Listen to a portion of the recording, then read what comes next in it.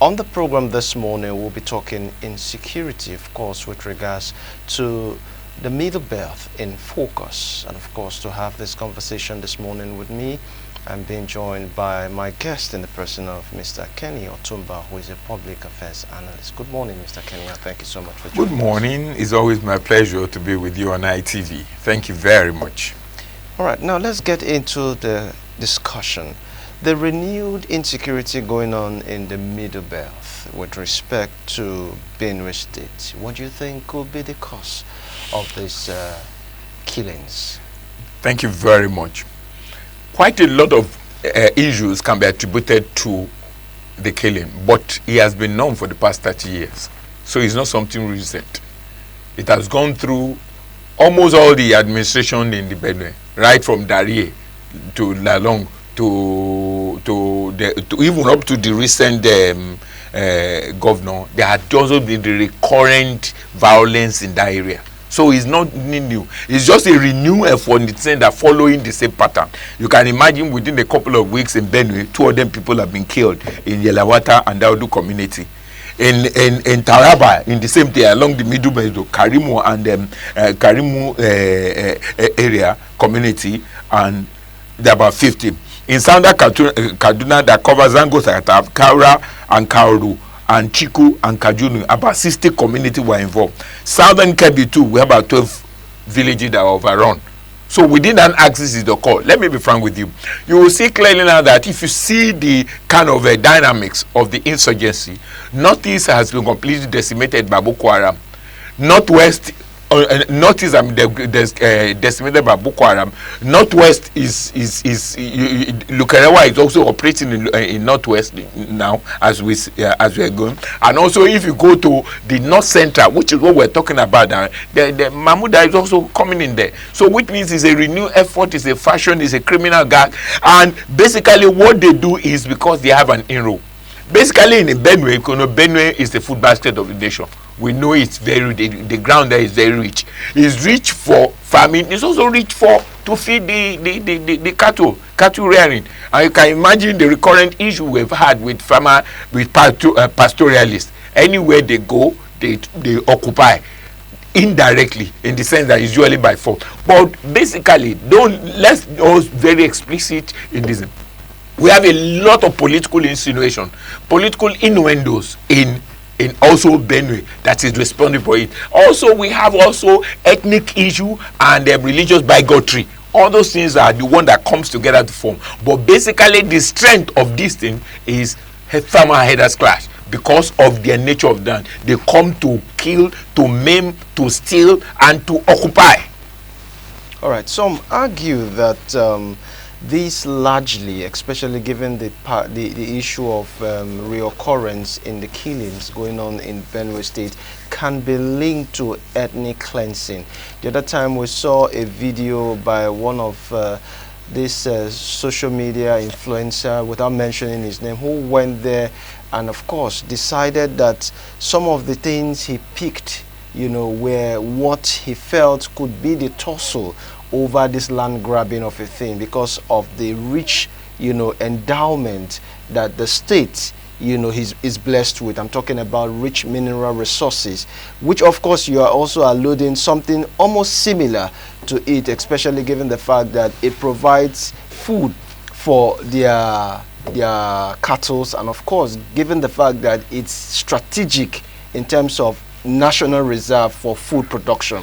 So are you saying that there is a move towards completely, having what we call a territorial tussle over that particular place by some persons who are not ancestrally,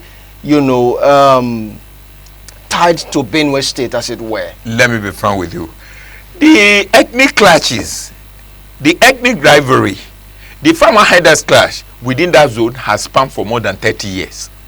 What is the root cause? The root cause of it is the nature of the land, the type of vegetation, and the mineral resources acquisition along that area. Remember, within that area we have Adamawa, we have Benue, we have Kaduna, Southern Kaduna, we have Kwara, we have Nasarawa, we have Plateau, we have Taraba, and we have in those areas. These are these are mineral resources rich states. These are areas that has a large vegetation. These are areas that are good for pastoralists. So the strategy now is to, inflict pain on the people so as to make them leave that place, so as to grab the portion. They have been doing, but what I'm saying now is this. My people used to say one proverb: if there's no hole in the wall, toad will not come inside. There is no violence that come without an incursion, without people who are on the ground being an accomplice to it. So you find out that many people are giving to nefarious activity, corruption. Many people have given to such a thing that with a little sum of money they could be bought over. These are the people that come with so much, because these people we're talking about them. The militia are not basically the Fulanis in Nigeria. They are Fulanis from West Africa, from West African area, and also they are supported. They have an international dimension to it. For instance, there is ISIS, ISWAP, and a lot of militia. Remember, as of today, we have problem within the three Sahel nation, which is the Niger, the Burkina Faso. You understand? All those places now, and many of all these Fulani we're talking about are already in the country, within the forest here. We actually open our border for them to come in during election 2015. It was a countrywide. They were coming. They were even giving stipend, and quite a lot of them did not leave because of the fact they were weaponized, basically for election purposes. So they are coming in now is basically one, they came into election purposes.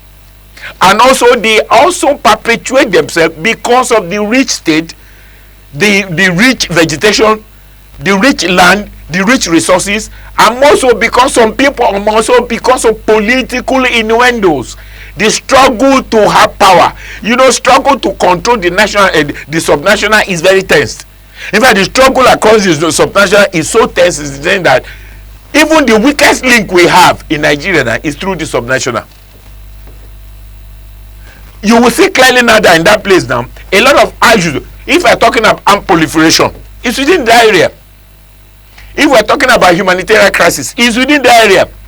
If we're talking about the land conflict, because the issue of ranching, you understand, it's within the area. Because we have a rich vegetation there. And it doesn't happen alone. And I also said it that people are accomplices. So many of the traditional head are accomplices, and because of the governor within those areas, let me be frank with you, there's no security in those community in the villages. There's no good road in those villages. The major security will have happened within the town. All right. Now, if you say this has spanned for a period of 30 years, which has given rise to successive governments that have come and left, are you saying that there's no appropriation of security votes that these governors have that would give them that enablement to be able to create their own unique form of security within that state, to be able to curb this violence from reoccurring? Thank you very much. There's no way that will work, because this issue is a criminal gang affair. It is highly very transactional, it's very rewarding, and also most of what people that use utilities are used for election purposes. After all, election comes in, one government comes in, one government goes out, and because they benefit from the people like the subnational benefit a lot.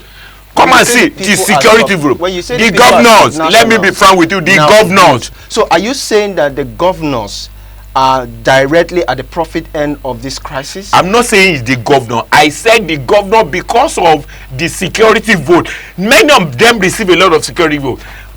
And secondly, the political elites there, those who struggle for power. You see, there's a lot of heavy struggle for power at the subnational level.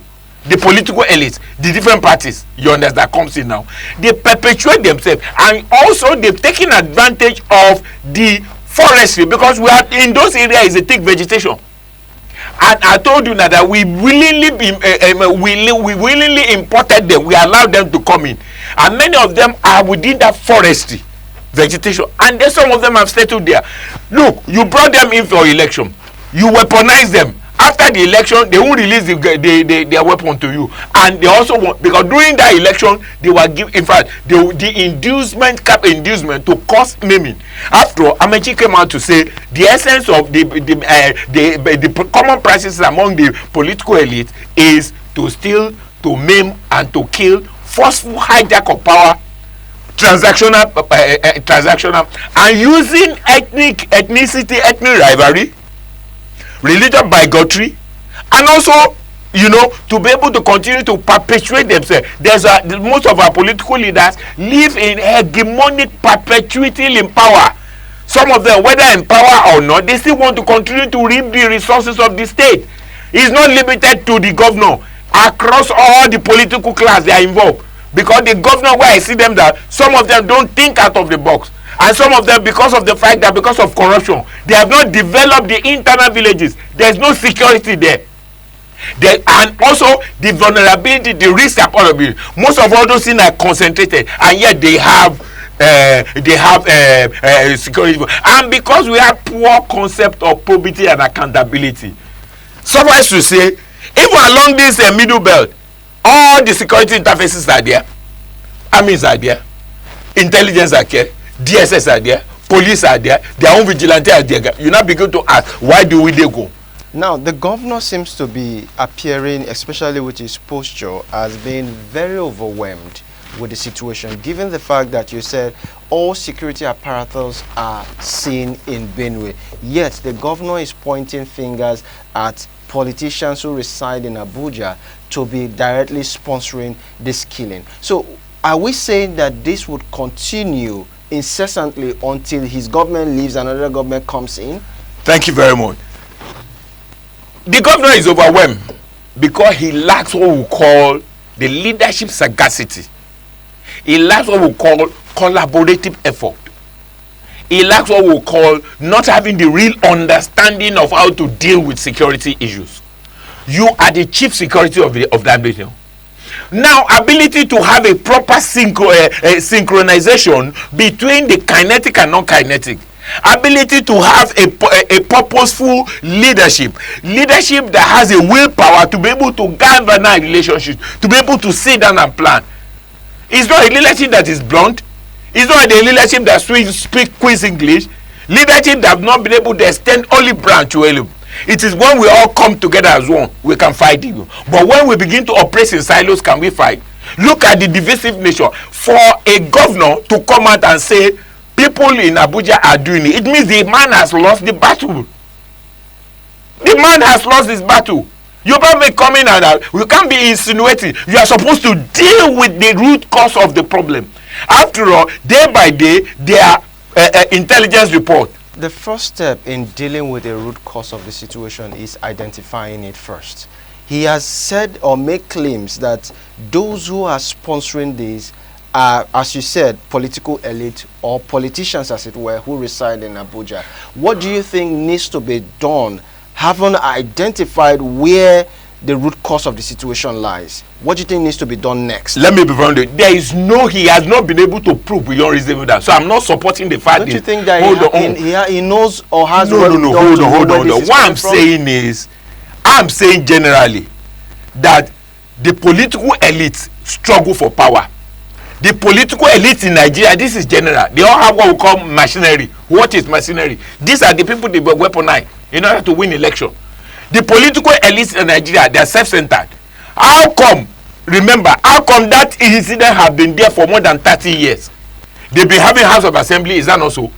They've been having people in the House of Rep, is that not so? They have been Senate, and none of them have been able to sponsor a bill to proscribe them as terrorists, and also to propose a bill that they will kill the penalty of death. Nobody. Some of them don't stay in the place. And I said all the political class, including those who have served there as governor, including the present governor, they've not been able to do proper infrastructure integration. Most of the where they strike don't have any means of. There is no good road. There is no light. There is no security there. and they've not been able to enhance a kinetic, non-kinetic approach. They've not been able to extend the collaborative effect. There's no synergy among the leadership. The leadership are working in silos. They are merely struggling. The man is overwhelmed because he's struggling. He has not done the collaboration. So as this situation festers, what is the economic implication, especially given the fact that Benue, as it were, tends to be very strategic to our national food reserve? It's very straightforward. As of today, we have food insecurity in Nigeria. Basically because the middle belt, who are the food backers of the nation, has turned over. It is to curb political instability. The nefarious activity is by political elites and also sponsored foreign agencies like ISIS and ISWAP. Political elites are people who are not able to win election.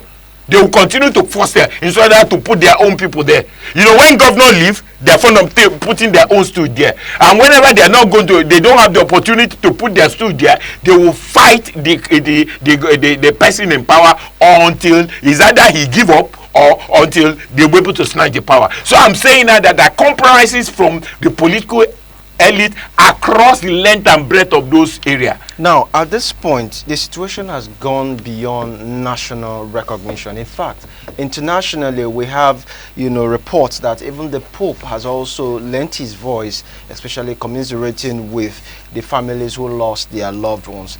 In all of this, the president, who is the commander-in-chief of the armed forces, whose control is it to be able to administer whatever it is to be able to bring succor and calmness to the nation, has seemed to be a bit silent in all of this. Nigerians have been calling upon him to react, at least make a statement to condemn this act, pay a visit to these people. But all of a sudden, the president kept quiet until yesterday, where he gave a speech assuring the people of Benue that he will be visiting them on Wednesday. What does this speak of the president, looking at the fact that as a president and the father of the nation that he portrays himself to be, where is the empathy? Do you need to be dragged to the point where people will give up, as it were, hope that anything good is coming from you? I do not believe. You see, many of those insinuations against the president. Are you calling it insinuation? Hold on. I call it insinuation. Their protocol, their process involved. When people begin to talk like that, they are being political. It's a political shenanigans. It's a political innuendo. Oh yes, because look, it is not him jumping to the plate that means the whole thing will go. It is not jumping. Remember, before a president goes to a place, he must have security updates. Is that not so? Let me be frank with you. In the same place, have they held the governors accountable? When you say hold on. Just possible. When you say when a situation happens, he waits or relies on security updates. Yes. Are you saying that those who have the wherewithal to get this information and relate it to the president have not been doing enough in the past few days for him to get dragged this point? I will tell you yes. Oh, the really? manner, you see, let me tell you. There are ways you make it. You see, most of those people, I told you, people are many people in position of authority in Nigeria are psychophants. So he has psychophants around him. Oh yes, I'm being very explicit. Right. In the sense that it depends on the weight. Look, there's a way you can come to a CNC and say it is true their problem, but it's under control. What do you expect the president to say? You don't know what goes back to sleep, isn't it?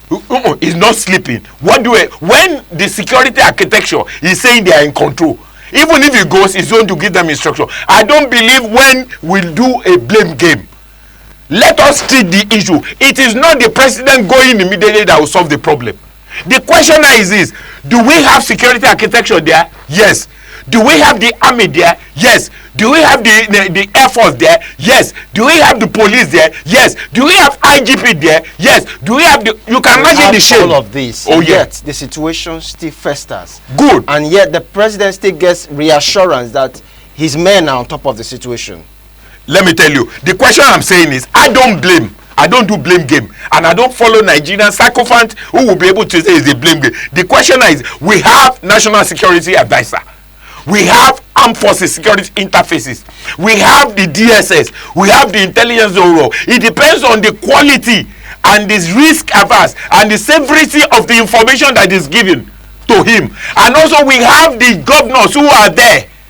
Let's be frank. The question is this: if we continue to share, I'm not political in my sense of reasoning, because the question is this: we have a lot of chain of command. Have we the chain of command, the quality of information the chain of command give to the president will determine how he will go. It's not because it's dragged there. For instance, there were issues in Kaduna. Hold on a bit. The Kaduna was able to take care of the issue. Hold on a bit. You said the chain of command. Yes. Gives the president or informs the president on his next, line of action. That's correct. Yes. But before this time, the president has been giving, some sort of condolences to nations who are going through war. How is he able to get all of this information when in his own country is even not in peace? Let me tell you. Issue of is it not also hold on. To know what's happening issue in those of areas? Insecurity in Nigeria is not a yesterday's affairs. I have to hold on. Nigerians are accusing him of being hypocritical. I agree that he see what is happening outside the shores of this country, sending. I agreed. Whereas in his own house there is unrest. There is unrest. Does that mean that the national security architecture are not doing anything? Does it mean the question we will ask ourselves? I agree that yes, out of sentiment we will call there because he said the box stop on my table. Is that not so? I'm not saying what the people are saying is wrong. Yeah, they're right. They are right in their view. I don't see it in that manner. I'm rather very objective. This is my own opinion. I'm not saying general opinion. I'm saying yes, I agree to the people. I agree to political shenanigans and innuendos and sentiment that the president was there. But I'm saying now that let the president be there 24 hours. Does it mean the problem will solve? No. It depends on the first thing that needs to be done before you take the next step. You need to visit people who have lost their loved ones. Sympathize with them. The VP were there. It doesn't mean that you sympathize with them. It will resurrect those who are there. The vice president has been in that place. What are you talking about? NSA has been in that place. The IGP has been in that place. Let's remove sentiment from apart. I appreciate the fact that sentiment and his wife has been going around into those places.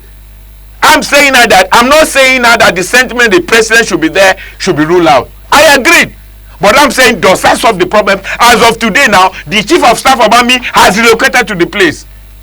People don't ask the right question. People dwell in mundane and mundane things. I don't dwell in mundane things. I go to the reality to understand what is happening. What is the quality of information is the governor giving? Governor has a lifeline to the president. True of us. Governor is in charge of the security. True of us. The quality of information that he gives determine how the president will start. What is the quality of information of the national security advisor I give you? What is the quality of information chief of staff I give you? What is the quality of information of the air vice marshal I give you? All those people are the line command. Okay, he will go. He will go by tomorrow. He will be there. You understand? And come back. Does that mean the attack will stop immediately? I appreciate the fact that emotions is there. It is true. Does it mean that there is that emotion that will solve the problem? I am not against people saying the president should go. Yeah, I support him. He should go. But look, let me tell you. Look at the very number of attack that comes in Nigeria is in sequence. It is because the people in Benue, the governor in Benue, could not have the understanding to deal with the root of the problem. Remember, the same situation happened in Plateau State. Plateau was able to grab it. Do you have the same attack? This one is a recurrent attack. Can I ask you a question? Yes. It didn't go this long before President Bola Ahmed Tinubu called for somewhat of a state of emergency in Rivers, where the governor was suspended. What happens calling for a state of emergency in Benue State? He can't call for a state of emergency there. It is, look, why I don't support him calling for state of emergency is this. Hold on. The governor, remember, it is when he has, it is, for instance, the calling for state of emergency in the river is because it affects the major source of revenue for us. Yes. So hold on. Do not matter. So I said this. Hold on. I said the calling was become precursor because they want to damage the source of revenue. I'm not saying life of the people doesn't matter. What I'm saying is this: in Zamfara State, When the governor is inefficient, let's say inefficiency, in Zamfara state there was similar thing. The governor there declared state of emergency on security there. Is that not so? In Plateau state, similar killing happened whereby 83 were killed. The man declared state of emergency, such killing did not happen. Is that not so? Why is it in Benue that even despite the information he received, the things still go? I'm saying now that gross inefficiency, when you operate in silos, when you don't galvanize the people, when you don't do collaborative effort, when you lower the edge, Bible says if you lower the edge, the serpent will bite. He has not been able to form a broad-based collaboration among them. That's why we have problem there. Right. Because the president will go and still come back to Abuja, he will not stay there. And we share the fact that people want is a sentiment we're talking about. All right. Now, we are pressed for time, so we just have less than 2 minutes to go. Can the Christian Association of Nigeria, under the leadership of Archbishop Daniel Oko, has also, sent his condolence to the families of the victims, and have also called for a repose for the souls of those who have been lost. Now, they are also saying that the government should also investigate, not just visiting, but also investigate and bring those who are culprit to book. What positivity do you see in that light, especially given the fact that the president will be visiting there tomorrow? Do you see anything coming out of that to bring a lasting solution and an end to these dastard killings? I will not be affirmative that something radical, something out of norm can happen. Because it has been the norm for the last 30 years. It has been there. And more so, it depends on the level of cooperation of the people who are there. The president will just give it. For instance, the president has deployed high-level intelligence, counterterrorism into the place. What I'm saying now is this: are the people willing to settle among themselves? Taraba has the same issue. They were able to deal with the problem. Is that not so? There isn't some other attack. Zamfara has the same issue. The question is this: when you lower the edge, the serpent to bite. What I'm still saying is this: the governor need to form a extensive collaboration with security agents and build bridges among the political elites. And those are the people that are coming in caution. And also some of them, they are so corrupt in the sense that they do not develop the... No, what I'm saying is this: as of today, the forest is that bill that was done. I expect them to expedite action because there are two levels of security now. I've told you in the rural area there's no security. If truly they are doing, how come the National Assembly in Benue did not pass a bill on vigilante, on forestry to actually defend the world? How come? Are they not benefiting? So across the land, they are benefiting from the impunity. The president will go. It's only emotion will show. But the willingness belongs to the people. The willingness belongs to the people. See to it. They have been giving report for the past 30 years. We know the problem. Right. I've told you the report now. We know. But are the people willing? Those who are benefiting. Right. The governor too is inclusive. They are benefiting. Thank you so much, Mr. Kenny Otumba, Public Affairs Analyst, for giving us your honest thoughts about this. Thank you. Really appreciate it. Thank you. All right, that's the much we'll be sharing with you from our Lagos Network studios. Many thanks for watching.